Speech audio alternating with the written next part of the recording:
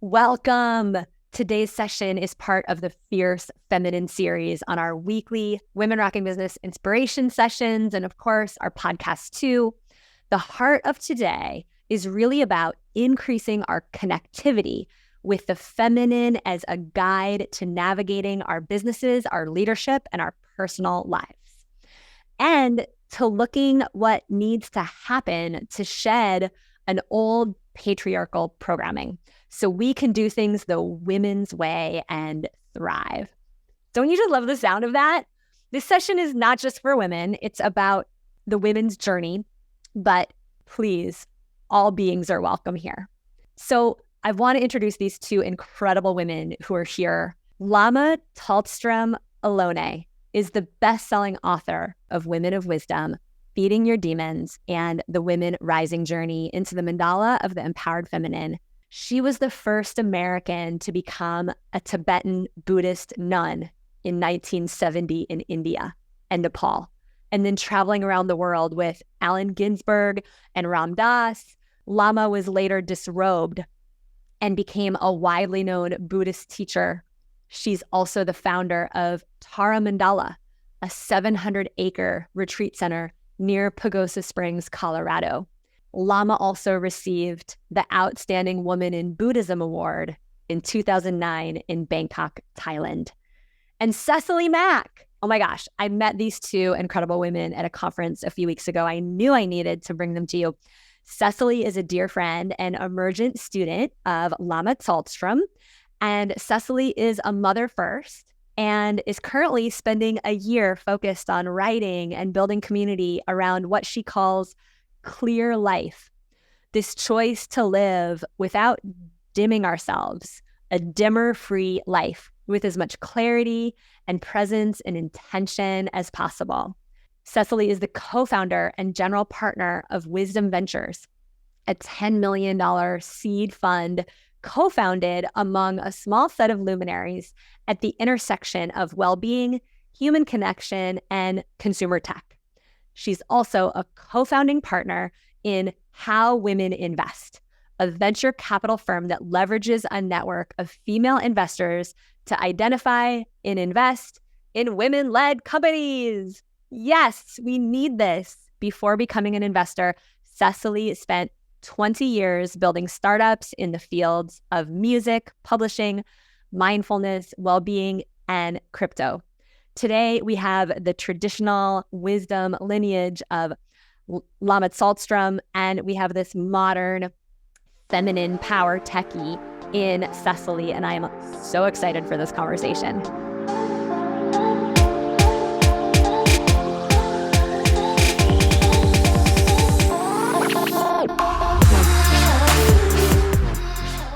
Oh my gosh, I don't even really know where to begin, but I'd love to just dive into the topic of this session, which is really, how do the two of you think we can increase our connectivity with the feminine as this essential awareness and a guide for everything we're doing in our leadership, for the women that are listening, they're building businesses, and of course, in our lives and personal lives? I think that nature is essential. You can't connect to the feminine without connecting to nature. The oppression of women and the oppression of nature has gone together historically. In fact, the word matter in Latin is mater, which is mother. And so the values of patriarchal spirituality, i.e. religion, have been to get up and out of, away from earth into spirit, away from matter into spirit. And so we need to start to see matter, mother, as sacred and find ways, really practical, real ways to connect to that. And for example, one of the assignments, I guess you could say, that I gave Cecily is find your tree. Because when I was trying to find my way into a feminine way of being, and I was writing something that I knew was quite threatening to the patriarchy. And I was scared. I found a tree that was next to a lake where I lived in New York State, and it looked like a goddess. It had breasts, the roots of this tree had breasts and a vulva, and the roots went into the water of this lake. And so I would go there every day, and I would get my assignment from my tree. And sometimes she would say, "Don't work today." And I'd be like, "Why? I've got to work. Got to write." "No, don't." Or sometimes she'd give me something else. But just the act of walking through the woods to her and sitting with her and being that connected to nature was very important to me. And I know not everyone lives next to a lake with trees and so on, but there's always ways to find nature. And so I think that's the first thing I would say. There's other things, but that's what pops into my mind immediately. Yeah, I love it. I think overarching piece for me, in addition to some of these practices and tools, is being really comfortable with tapping into intuition and paying attention to the signals that we encounter, whether that is a time in nature or just little things. A tiny example, I was on my way down here to this office in town to have this time with you both today. And despite 5 or 10 minutes of hunting, and I'm a very organized person, I could not find my readers. And I have 2 pairs of great reader glasses that live in my uncomplicated life of my home. I have 1 handbag, 1 bedroom, 1 bathroom. This doesn't happen. And, the year ago me would have been pretty irritated by that and just thought, okay, solution, solve, go to the store nearby, get the next pair of readers, figure it out, because I have some writing I want to do this afternoon. But the part of me that's more in an intuitive state and being a student of my own feminine self, and very much in line with what Lama was talking about, is saying, maybe I'm not supposed to spend those 2 hours this afternoon in front of the screen. This is something that maybe something bigger than just me is signaling to me, is an opportunity to spend that time elsewhere or doing something that's nourishing in a different way. So those little tiny shifts can have a huge impact. Both of your responses really touch me. And Lama, I have 3 redwood trees in my backyard that I'm looking at right now. And one of them is one that I go to for advice. And I find that it holds my anger, my rage, my fierceness. I can say anything to it. And it holds a space for me. And so I just really am touched by your invitation for all of us to find that tree or that sit spot in nature where we can ask for that guidance. And Cecily, I couldn't agree more. Just that release into trusting what life is showing us as a result of that connection. I mean, I just want to get right in there with the 2 of you, because the women who are watching are calling upon deep levels of courage and ferocity. That's what this is about, the fierce feminine, as they birth businesses that are so non-traditional, spiritual businesses, goddess-based businesses, consultant-based businesses that are, deeply connected to a spiritual root. And, the 2 of you have both been on this Shiro's journey of just calling upon huge amounts of courage to bring a more sacred feminine to the table. And Lama, you and I were talking before this interview about, your journey as a nun who made a fierce and courageous decision to kind of shift tracks over the course of years of your life. Would you be willing to share that story, and we can just really get into this, what does it take? Yeah, sure.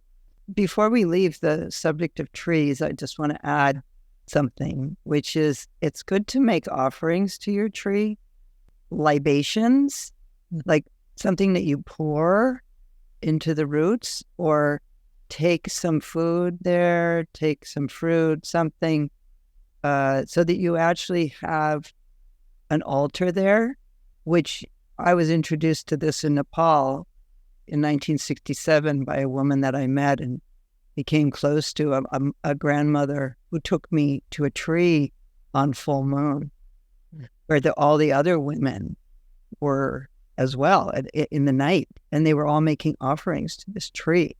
And the earliest Buddhist goddesses are actually yakshinis, which are trees. Goddess. And in fact, it's possible, and scholars think, that the Buddha actually got enlightened in a yakshini shrine. You know, the emphasis of the Bodhi tree, that the Buddha enlightened under a tree. They always say the tree, the tree, the tree.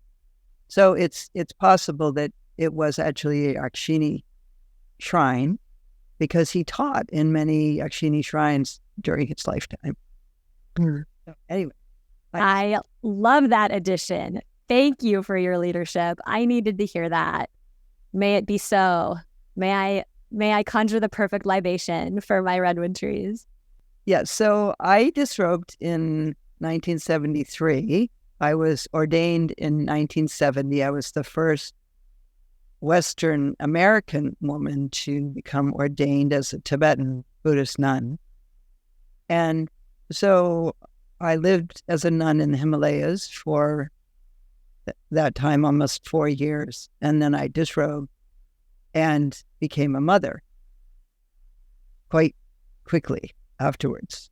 Sometimes I say I got pregnant 5 minutes later. It was really pretty quick. Then there I was as a mother, and that was a very quick transition.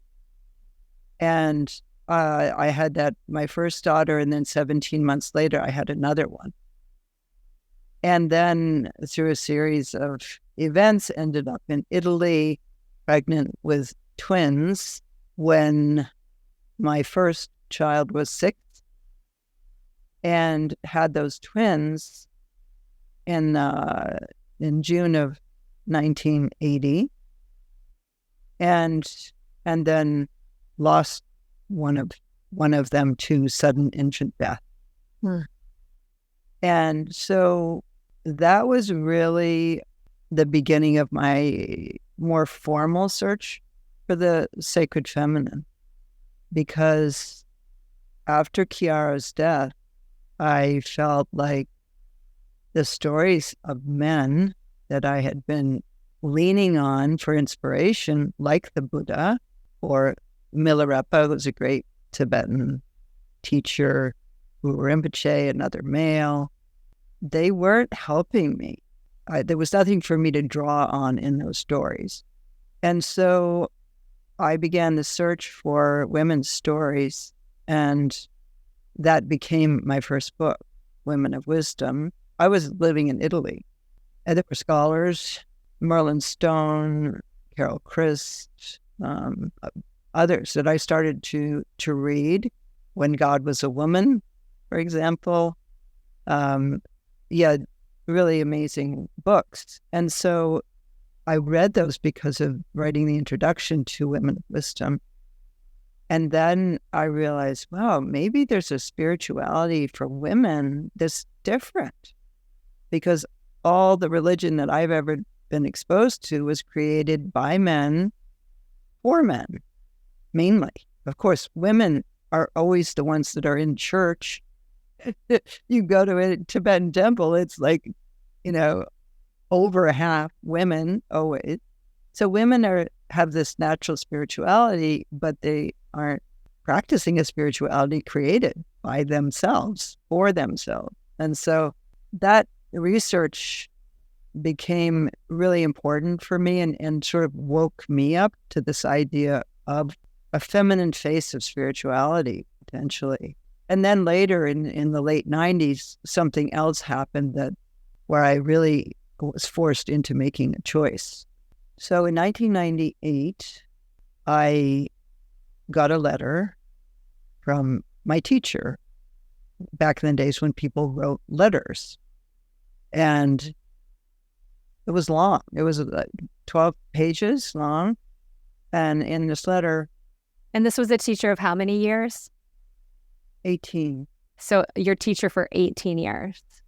Yeah. And I was very devoted to him, great respect. It was a profoundly important relationship for me, because in Tibetan Buddhism, lineage is everything.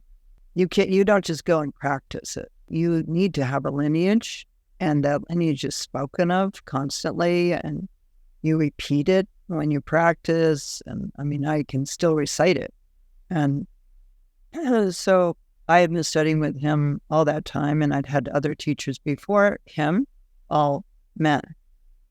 And I had had an increasing feeling that unless the feminine voice was heard, which doesn't just mean women, because not all women are speaking the feminine voice. They daughters of the patriarchy can be even better than men with patriarchal values. So I felt more and more that unless that voice that came from the deep feminine came forth into the world and was at the table where decisions were being made for all of us, that we weren't going to be here. And there was a real urgency about it, and I was talking about it when I taught. And that's not the only thing I was talking about, but I didn't hold back on talking about that if I was asked about it or if I just felt I needed to. So I got a letter from him saying, basically, you need to stop this, or you can't keep teaching under me. You can't be my representative, so to speak, because I don't believe in this, and I think you're being dualistic. So dualistic is a bad word. You want to be non-dual, especially in the lineage that I was practicing. And so, so the letter was very strong, and it felt like I had been hit. And I literally had symptoms of shock. But something very interesting happened that night. So I got the letter, I read it, I went into physical shock, eventually got to sleep. And then I had a dream. And in that dream, I was told to read the chapter in Jung's biography called Memories, Dreams, and Reflections, about when Jung left Freud. I was told to read that chapter. And it was such a similar situation because he had great respect for Freud, was like his guru, and yet something else was emerging as true for him. And he was different than Freud. And yet he had such great doubt about himself. And so that's a piece that's important to mention, because it's not like I had great confidence in myself and I knew what I was saying and doing was true and, made the most sense and so on. I doubted. I was like, wrong. Maybe this, I am being dualistic and so on. So that was a difficult moment. And then the dream was helpful. I did read that chapter, and I realized this is something similar is happening here, but I wasn't confident completely. And so I decided to do a solitary retreat for 1 year.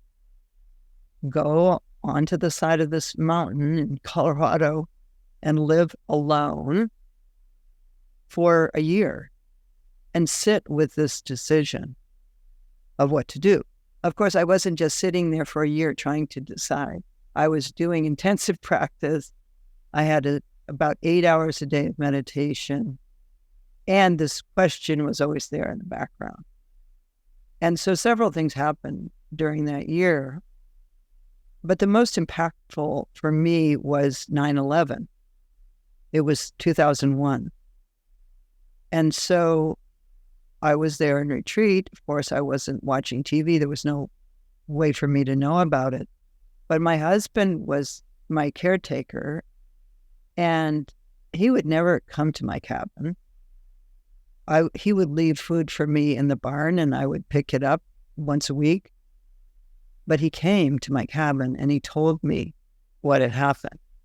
And I took that into meditation and I thought about what had happened and then eventually heard about the American response, which was invading Iraq, essentially. And I felt, where is the feminine in the lives of these men who did this? Where is the feminine in the American response? And I found it lacking. And there was something about the shock of that event that made me recognize that I had to commit to this. I had to, no matter what. And there was a real risk of me losing everything because at that point I just started Tara Mandala. It was in 1998. It was like 6 years old, 7 years old. And we didn't have any buildings. We were in tents and teepees on 700 acres that had land payments to be made. There was no running water. There was no electricity, etc.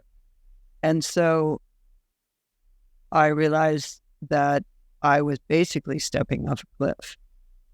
But I also realized that I couldn't live with myself. I couldn't live with my values as authentic if I didn't. And so I made the decision to do that, and I spoke about it. That was September. I came out of retreat the following March, and I spoke about it when I came out. There was a gathering, and I spoke about this. And what it meant was basically I wouldn't go back to that teacher, which meant basically I lost my lineage. Although he never took away his authorizations that he had given me, I couldn't get further on that path of authorization, and I thought maybe it would just all fall apart. But that was okay for me on some level because I couldn't live with myself otherwise. At the same time, at the same year, right before I had gone into retreat, I had been made aware of sexual abuse of a certain Lama that I had been studying with, and I had also directly confronted that Lama in a way that made him, this is a different Lama, made him disown me, so to speak, disparage me and his community. So all of a sudden I had two Buddhist communities really against me, and I didn't know who I had with me. I knew my husband and my kids, very much so, but I didn't really know who else. And so what eventually happened is not only did my students support me, but they supported me even more than they had been, which meant financially at that point, they gave. And we were able to pay off the land and build Tara Mandala. There's now a 3-story beautiful mandalic temple there dedicated to the sacred feminine Buddhism at Tara Mandala. We brought 3 wood carvers from Bhutan, several Tibetan artists, one in particular, and so on. And so that's good. It's good that that happened. But when you make a decision like that, you don't know. I didn't know that that was going to happen. And of course, in retrospect, it's like, well, of course you had to make that decision. But it wasn't like that. It was really scary. I felt very vulnerable, afraid, and not that sure. I wasn't so sure it was the right decision, but I felt like it was the only decision I could make. And so Tara Mandala emerged, and it's very beautiful, this temple. I really encourage everyone to go there and see it. There's 21 life-size statues of the 21 paras, which are all female Buddhas, different aspects of the female Buddha. Some peaceful, some fierce, and some what they call semi-wrathful. And so it all happened. And I really feel that this story needs to be told because so many women have moments like this. It's not Buddhist, it could be a church they're in, or it could be a business they're in, or an organization, or even a family, where they have to somehow trust themselves as women who identify as women and with the importance of not only the feminine, but the sacred feminine, the spiritual aspect of the feminine. And then where's the lineage? We go, where do we go for advice? And so on. And so they have to find that. And I just want to encourage anyone who's out there in this kind of moment to trust yourself and to trust your close friends. And you just have to go forward. And it's not easy, and there's not necessarily going to be applause for you. There'd be a lot of criticism. But what else can you do? I think we get sick if we don't do that. Or we get depressed, or, something, we lose our life. Absolutely. Let's all take a deep breath into that story, and all of the listeners really connecting with yourself, because this is such an important symbolic story for those of us that are called to bring leadership in a more feminine way. Lama, before this interview, you and I were talking about how it's like you're feeling your way along in the dark. Yeah, And I've used that metaphor, and really, I've done a lot of exploration caves that are connected to the sacred feminine in Europe, and literally done that, felt my way in the dark, and then I've had that feeling like this is what I'm doing. And when you're feeling your way in the dark, you can fall, and it's slippery. Yeah. It's not sure. Yeah, it can feel very lonely and very cold and very disorienting. And I'm just so appreciating and have goosebumps around your invitation to find ways to trust ourselves and trust that deeper calling forth. And I can think of so many moments in my life that felt that way. And Cecily, one of the pieces that you sent over as well, and that you were inquiring about, is this link between staying true to the path that we're being called, and then how our health can go sideways, almost as a piece to look at. And Lama, your realization that to not trust ourselves can actually make us sick. Can we say a little bit more about that? And maybe Cecily, I don't know how much you'd like to share about your journey there. Yeah. Well, I'm approaching 50, and I feel like I'm just now, after decades of these experiences, recognizing that my body has really shown up for me when I haven't at times. So there might be a lot of signal about a change that needs to happen, really on theme, actually, with what Lama was just talking about. It could be having to break from some conformity or comfort in a relationship or a career path or home, whatever it might be. And it's inconvenient to change. It's complicated.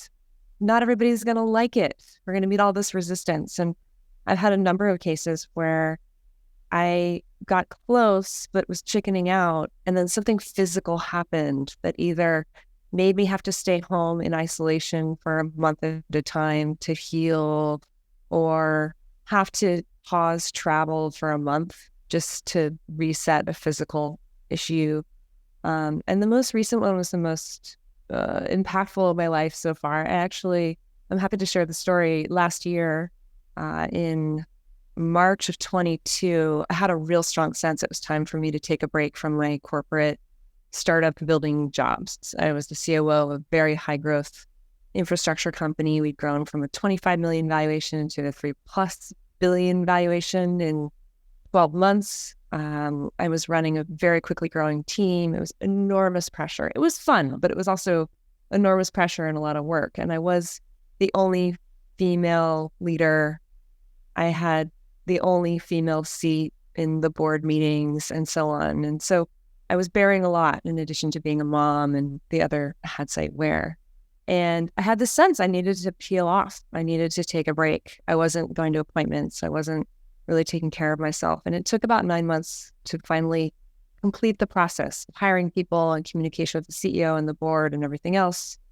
And within a week of my last communication about this decision, in December of last year, I had a breast cancer diagnosis. And it was so interesting because I had already made the decision to prioritize my well-being. I had already decided to leave and take a year break and just kind of reground and reset and think about next chapters.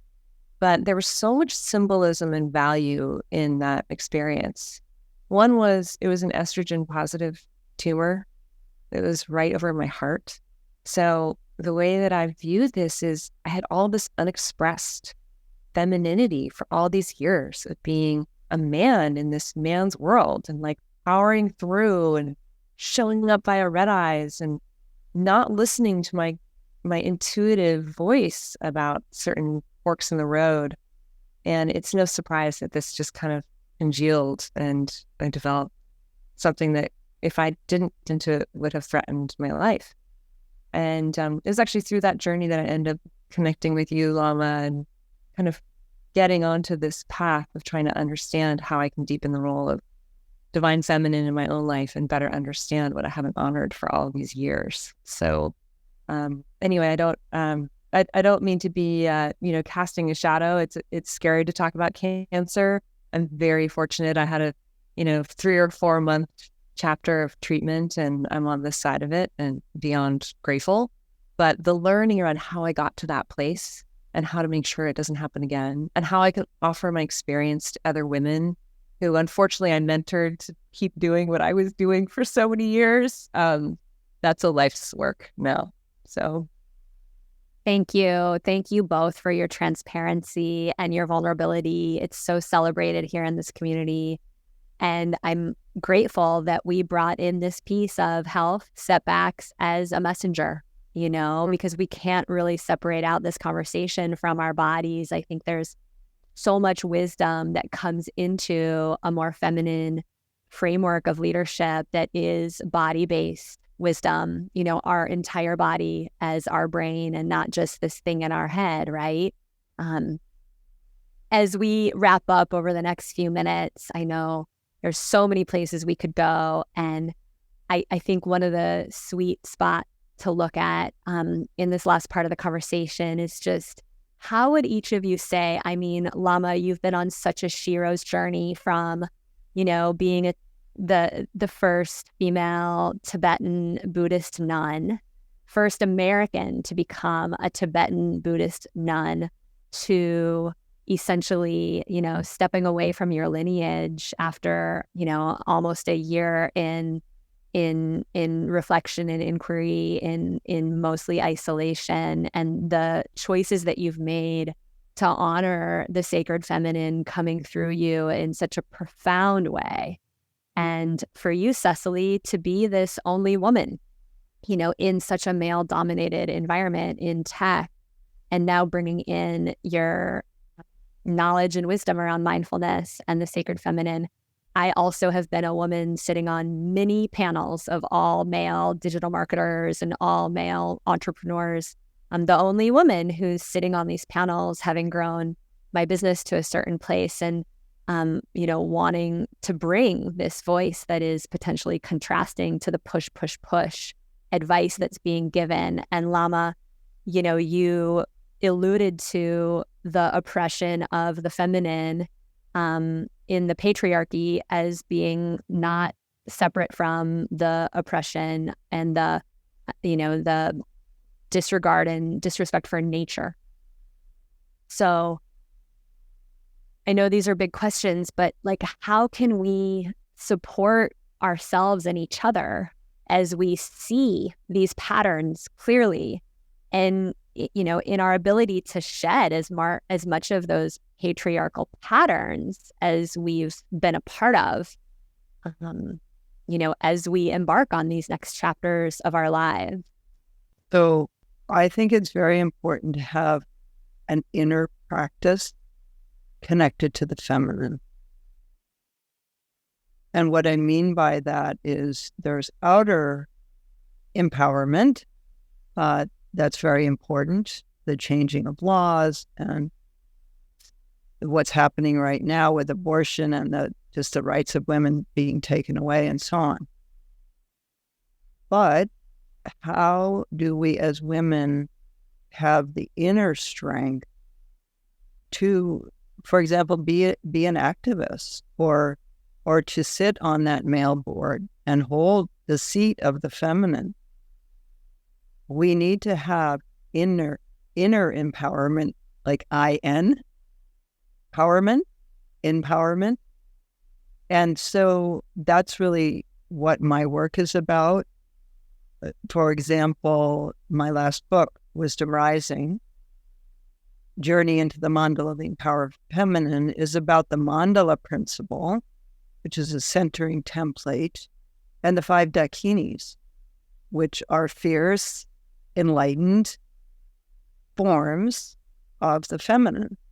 And when you do that practice, you enter into that mandala and you embody them. You embody the dakini.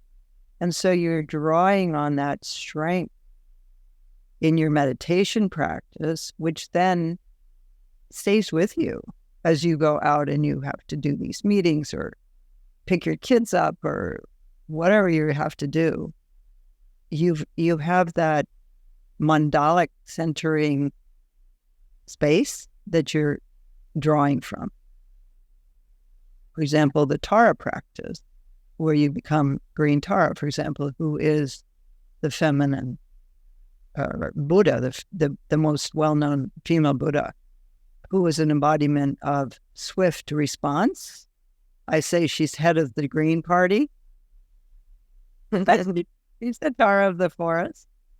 And she's gentle and powerful at the same time. And I love that you're looking at the fierce feminine, because that's what this book is about. And it's just amazing that there's a whole movement around this, because I write in the first chapter that aspect of the feminine has been forbidden.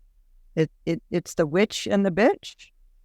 And that is so important, that fierceness, the protective mother who says, no, you can't harm my child, or you can't rape me.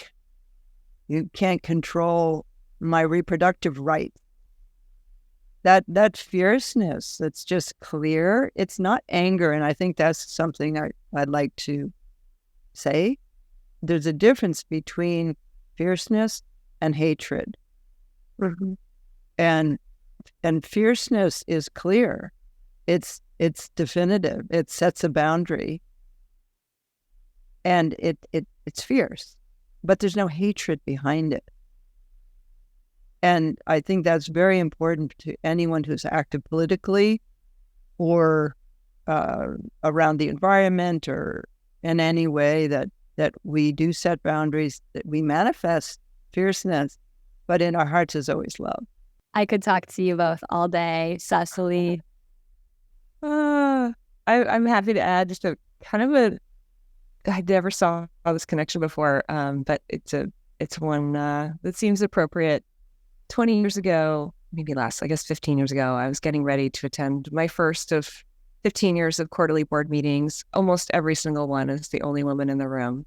And in this case, I was definitely also the youngest person in the room. And it was 2 public companies who created this JV. It was a super intimidating environment. And I talked to a friend of mine who had been in that context quite a bit, also as a female in the public health industry. And I said, any tips for me? How can I prepare? I have to present and hold the space for the meeting. And it's a lot.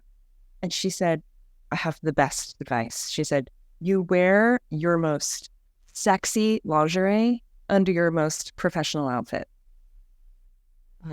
Oh man. First of all, I loved it. And I followed that advice for every board meeting I've attended for the last 15 years. And what that is feeling just beneath the surface whatever you need to feel that fierceness. And in some cases, that's just you're kind of honoring your sexy, strong woman, even if you have to play a role in a corporate gray and beige boardroom. And what's happened over the last 6 months, so much thanks to work I've been actually doing bits and pieces with Lama, is starting to embrace the power of visualization and how little bits of kind of manifesting internally in a morning practice can affect how you arrive and how you relate and how you experience the rest of your day. And my current sexy lingerie under my outfit is a deeper internal work of envisioning that kind of regal, calm version of myself who I see just outside, just in front of me. And now I've been moving her towards me or me towards her. So I'm working on merging with her.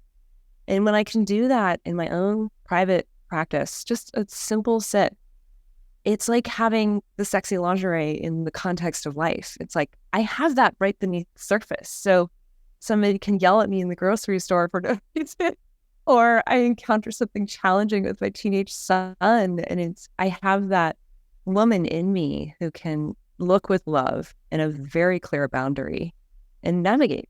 And it's this kind of merging of worlds. And we have these tools, all of us, we have these tools inside of us.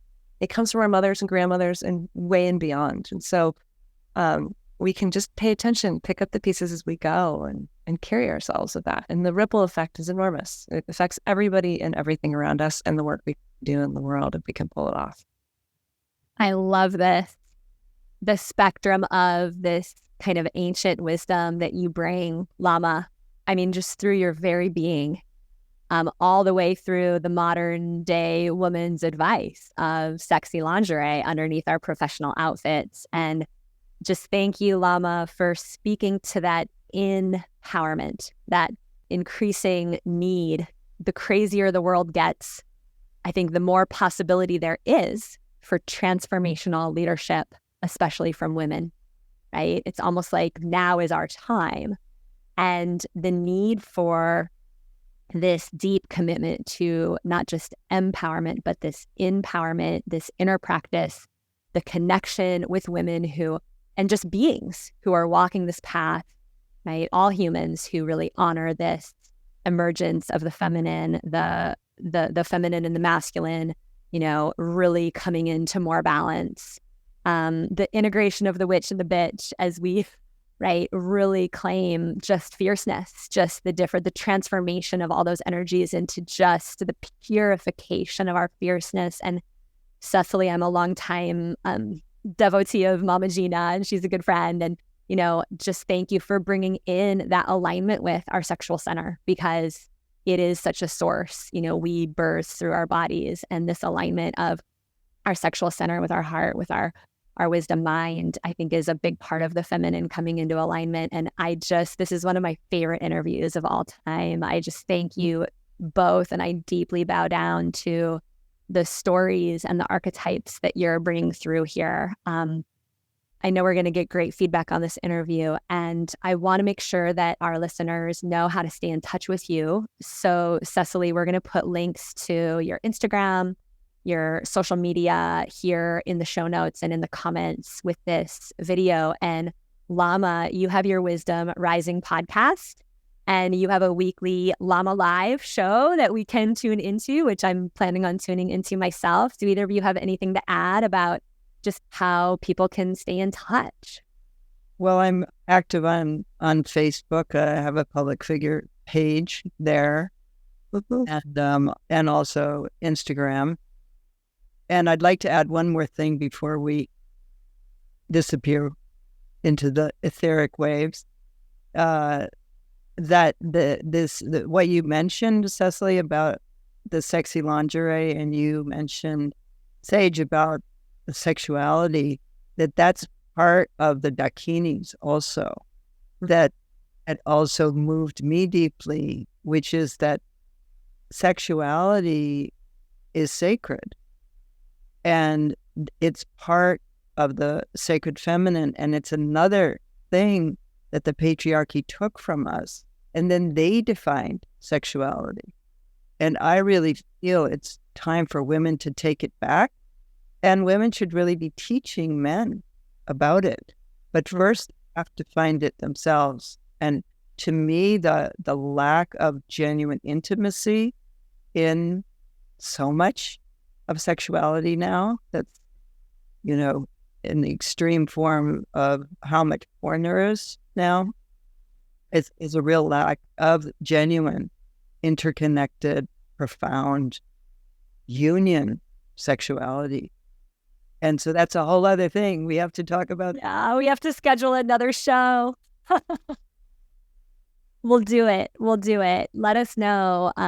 Let us know in the comments here what you all would want to hear from Lama and Cecily, and we'll schedule another. And thank you both so much for your deep commitment to taking those one step at a time steps through the darkness when you've needed to arrive as the wise women that we get to sit with today. And I highly recommend that you all follow Lama on her Wisdom Rising podcast and her weekly Lama Live show, and follow Cecily. I know I'm going to be inquiring what Cecily is up to next, because there's just so much wisdom here. And thank you for speaking to sacred sexuality as we close out, and to the women who are bringing such non-traditional gifts, right? A call to all forms of expression, especially by those of you that honor this women's path, this more feminine path. Thank you all. Thank you, Cecily. Thank you, Lama Tsultrim. Thank you, Paige. Thank you. Love for everybody out there. Don't forget to hit subscribe so I can keep getting you weekly content to grow your business that is relevant, authentic, and effective, so you can get out there and shine your light and be the messenger that you're here to be, because your clients are waiting for you.